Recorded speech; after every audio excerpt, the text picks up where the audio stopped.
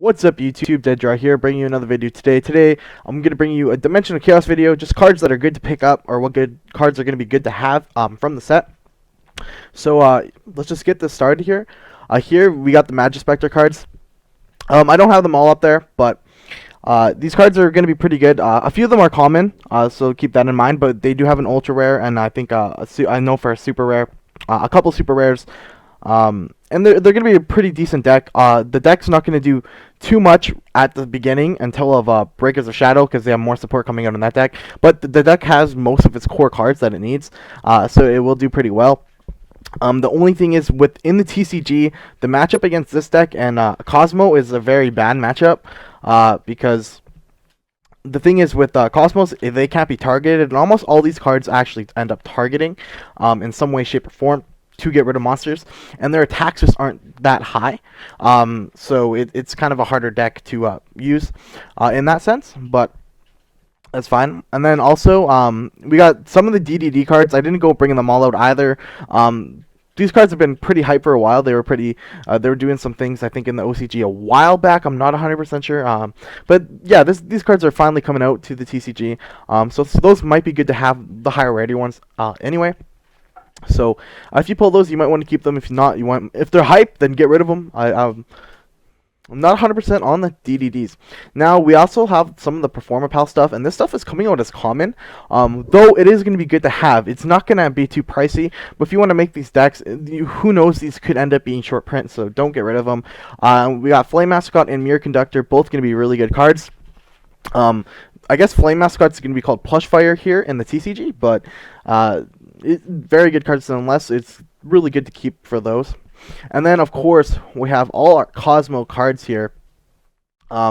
Very, very good cards here. You're going to want to keep those. Even the commons here, like the common here is Wicked Witch. I didn't put Light Sword on here, but Wicked Witch is going to be a good common. A lot of people are going to want these. These are, maybe you can get rid of it for $1. Maybe, but those are pretty good. Dogfighter, this card is going to be kind of a less sought after card, just because it's kind of it's just a super rare. You don't really need to play. You might play one. We'll see how it kind of varies. It might be like at a $5 range. And then Dark Destroyer, this card is going to be probably the most looked after card. You're going to want to play 3 of these in Cosmos, and it's going to be a secret rare, so it's going to be really hard to get. I'm not too pleased about that, because it's going to be really hard to get. It's going to be a pricey card, but besides that, it's going to be good. And then Strawman and Ultra Rare here, another card that's going to be pretty good money. I don't think you need to play 3 of these, so it's not going to be that much of like a really hype card, so maybe like $30-$40 range at most. That's my opinion. You definitely don't need 3 of those. Those are the cards that's really good to pick up from Cosmos. Then we got the new Draco Slayer XYZ card. This card's going to be pretty good. Its effect's pretty decent. It's a good card to have. It's ultra rare, so it's going to be kind of worth picking up. Or if you pull it, you might want to keep it for a little bit, or just get rid of it. Me personally, I'd probably get rid of this pretty quick, since I don't want to play this deck at all. But besides that, I'd get rid of it pretty quick. I don't see it going up in price from the sneak peek, but who knows, it really could.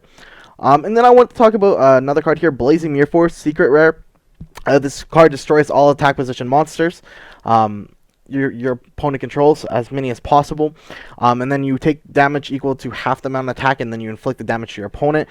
This could be good, because this honestly could be like a card where you might not have a board, but they attack, and you ended up inflicting that, and they have just a little amount of life points, and you end up gaming them with this card. It's kind of interesting in that aspect, but in the same aspect, in another point, I mean, it's going to be not very good, because if you have little life points, you have to take damage too.